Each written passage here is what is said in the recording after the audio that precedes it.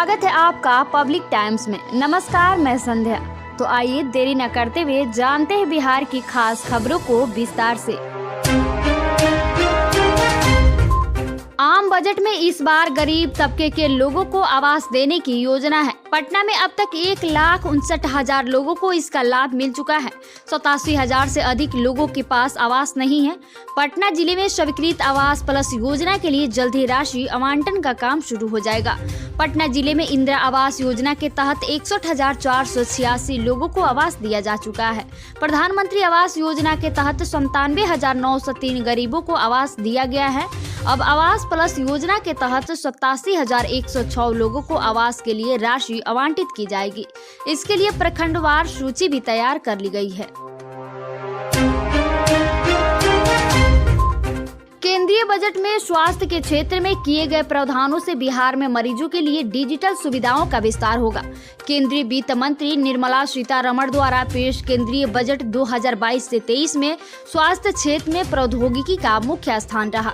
वित्त मंत्री ने 2 नई डिजिटल योजनाओं की घोषणा की, जो यह संकेत देता है कि डिजिटल प्रौद्योगिकी बिहार सहित देश भर में स्वास्थ्य की पहुंच और स्वास्थ्य देखभाल सुविधाओं के विस्तार में महत्वपूर्ण भूमिका निभा रहा है। केंद्रीय बजट में की गई घोषणाओं में कोविड-19 महामारी की झलक भी साफ दिखती है। केंद्रीय वित्त मंत्री सीतारमण ने अपने बजट भाषण में टीकाकरण अभियान की गति और कवरेज से महामारी से लड़ने में काफी मदद मिलने की चर्चा की। बिहार में टेली मेडिसिन सेवा मुख्यमंत्री नीतीश कुमार द्वारा वर्ष 2021 में ही शुरू की गई थी। बिहार बोर्ड की इंटर परीक्षा मंगलवार से शुरू हो गई। पहले दिन 16 जिलों के मात्र 74 छात्र निष्कासित हुए। सबसे ज्यादा 17 परीक्षार्थी जमुई जिले से निष्कासित हुए। इसके अलावा 4 दूसरे के बदले परीक्षा देते पकड़े गए। प्रदेश के 1471 केंद्रों पर कदाचार मुक्त परीक्षा के लिए सभी केंद्रों पर सीसीटीवी कैमरे लगाए गए हैं। बोर्ड अध्यक्ष आनंद किशोर ने बताया कि राज्य भर में शांतिपूर्ण परीक्षा संपन्न हुई। केंद्र पर प्रवेश से पहले हर परीक्षार्थी की जांच की गई। कोरोना संक्रमण से बचने के लिए उन छात्रों को अलग से बैठाया गया जिन्हें सर्दी जुकाम की शिकायत थी। परीक्षा ठीक 9:30 बजे शुरू हुई। पहले OMR उत्तर पत्र दिया गया। परीक्षार्थी को प्रश्न पत्र 9:35 पर दिया गया। इसके 10 मिनट के बाद 9:45 में परीक्षा शुरू हुई। बिहार पुलिस में SI और सार्जेंट के पदों पर भर्ती के लिए आयोजित हुई प्रारंभिक लिखित परीक्षा का परिणाम जारी कर दिया गया है। परीक्षार्थी अपना result Bihar police subordinate service commission की आधिकारिक वेबसाइट bpssc.bih.nic.in पर जाकर चेक कर सकते हैं। दरोगा के 1998 और सर्जेंट के 215 पदों के लिए 26 दिसंबर को प्रारंभिक परीक्षा आयोजित की गई थी। इसमें करीब 6 लाख परीक्षार्थियों ने रजिस्ट्रेशन कराया था। बिहार पुलिस अवर सेवा आयोग ने सफल अभ्यर्थियों की सूची वेबसाइट पर अपलोड कर दी है। सब इंस्पेक्टर व सर्जेंट पदों पर भर्ती की मुख्य परीक्षा के लिए 47,900 परीक्षार्थियों का चयन किया गया है। केंद्रीय बजट में डाकघरों के माध्यम से डिजिटल लेन देन को बढ़ावा देने की घोषणा की गई है। इसके तहत सभी डाकघरों को कोर बैंकिंग सिस्टम से जोड़ा जाना है। हालांकि कोर बैंकिंग सिस्टम से सभी डाकघरों को जोड़ने वाला बिहार पहला राज्य है। बिहार के सभी डाकघर दिसंबर में ही कोर बैंकिंग सिस्टम से जुड़ चुके हैं, लेकिन डाकघरों के खाता धारकों को इंटरनेट बैंकिंग सेवा का लाभ मिलने में समय लगेगा। अभी डाकघरों के खाता धारकों को इंटरनेट बैंकिंग की सुविधा उपलब्ध है। इससे खाता धारक सिर्फ डाकघर की बचत योजनाओं में इंटरनेट बैंकिंग की सुविधा का लाभ उठा पाते हैं। आने वाले समय में इंटरनेट बैंकिंग की सुविधा में तब्दील होगा और डाकघर के खाता धारकों को बैंकिंग की मूलभूत सुविधा का लाभ मिलने लगेगा। इसके साथ राज्य के 9,000 डाकघरों के 1.5 करोड़ खाता धारक मोबाइल से ही सारी तरह की सुविधाओं का लाभ उठा सकेंगे। वित्त मंत्री निर्मला सीतारमण ने बजट में किसानों के लिए कई बड़ी घोषणाएं की है। MSP न्यूनतम समर्थन मूल्य सीधे किसानों के खाते में भेजने का ऐलान किया गया है। इससे बिचौलियों के हाथों धरती पुत्र ठगे नहीं जाएंगे। उन्हें अपनी उपज का वाजिब मूल्य मिल सकेगा। बजट में एमएसपी के लिए 2.30 लाख करोड़ का प्रावधान किया गया है। रसायन मुक्त यानी जैविक खेती को बढ़ावा देने पर भी जोर दिया गया है। इससे खेती में मुनाफा के अवसर बढ़ेंगे। किसानों को डिजिटल और हाईटेक बनाने के लिए पीपीपी पब्लिक प्राइवेट पार्टनरशिप पर नई योजना शुरू की जाएगी। इससे योजनाओं का लाभ लेना आसान होगा। साथ ही वैसे किसान जो पब्लिक सेक्टर से जुड़े हैं उन्हें फायदा होगा।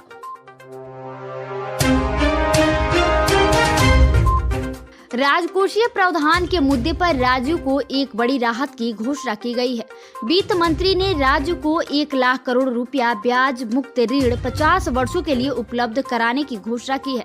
साथ ही 8.17 लाख करोड़ रुपये सभी राज्यों को केंद्रीय कर में हिस्सेदारी के रूप में मिलेगा। बिहार को ब्याज मुक्त ऋण करीब 8,000 करोड़ रुपए प्राप्त होंगे। वहीं 82,169 करोड़ रुपए केंद्रीय कर में हिस्सेदारी के रूप में मिलेंगे। देश में व्याप्त आर्थिक सामाजिक विषमता को दूर करने के लिए इस बजट में ग्रामीण अर्थव्यवस्था को मजबूत करने पर जोर दिया गया है। जिले के पीरी बाजार थाना क्षेत्र के नक्सल प्रभावित केवरिया कोल में नक्सलियों के जमवाड़े की सूचना के बाद बुधवार की अहले सुबह से पुलिस अधीक्षक सुशील कुमार के नेतृत्व में एसएसबी, एसटीएफ और जिला पुलिस बल के पदाधिकारी व जवानों के द्वारा सर्च ऑपरेशन प्रारंभ किया गया, जिस दौरान केवरिया कोल के पास पहुंचते ही पुलिस बल के ऊपर नक्सलियों की ओर से फायरिंग शुरू कर दी गई, जिसमें पुलिस की ओर से जवाबी फायरिंग में 2 नक्सलियों के मारे जाने की सूचना है। वहीं पुलिस को नक्सलियों के पास से एक SLR राइफल व एक पिस्तौल भी बरामद करने में सफलता मिली है।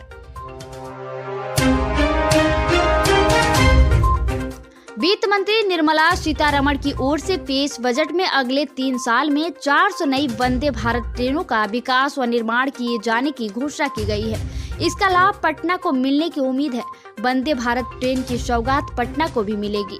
इससे यात्रियों को बेहतर सुविधा मिलेगी। इधर केंद्रीय बजट में पिछले साल के मुकाबले मेट्रो परियोजनाओं के लिए अधिक राशि का आवंटन होने से पटना मेट्रो के काम की रफ्तार भी तेज होने की उम्मीद जगी है। मुख्यमंत्री नीतीश कुमार की अध्यक्षता में मंगलवार को आयोजित कैबिनेट की बैठक में 6 प्रस्तावों को स्वीकृति दी गई। कैबिनेट द्वारा राज्य के मतदाताओं को मुफ्त में मतदाता पहचान पत्र मुफ्त देने का निर्णय किया गया।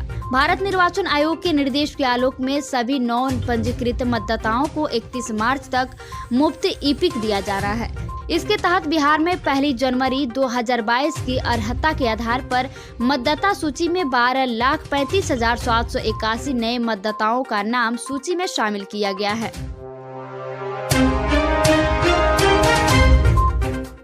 राष्ट्रीय जनता दल की राष्ट्रीय कार्य समिति की बैठक 10 फरवरी को पटना में एक होटल में की जाएगी।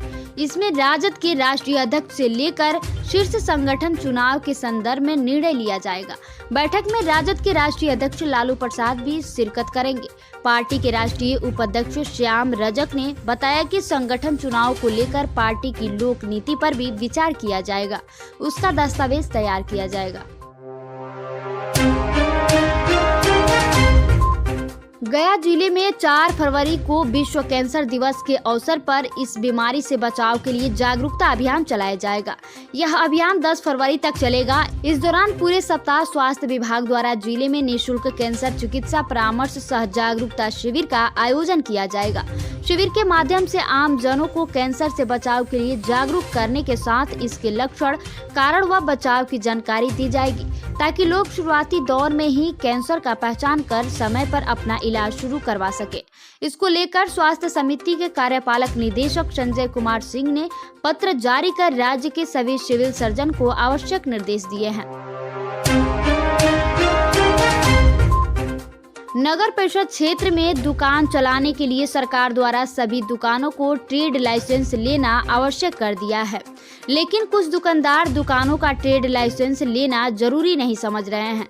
इससे नगर परिषद का विकास कार्य बाधित हो रहा है। शहर में दिन प्रतिदिन दुकानों की संख्या बढ़ती जा रही है। विभागीय कार्रवाई नहीं होने से लोग ट्रेड लाइसेंस लेना जरूरी नहीं समझ रहे हैं। इससे नगर परिषद के प्रति वर्ष लाखों रुपए का नुकसान उठाना पड़ रहा है। जानकारी के अनुसार शहर में लगभग 2000 से अधिक दुकानें संचालित है, लेकिन इसमें से महज 50 दुकान निलंबित है। इसके बावजूद नगर परिषद द्वारा बिना निबंधित कराए संचालित दुकानों पर कोई विभागीय कार्रवाई नहीं की गई है। इससे लोग बेफिक्र होकर दुकान का संचालन कर रहे हैं।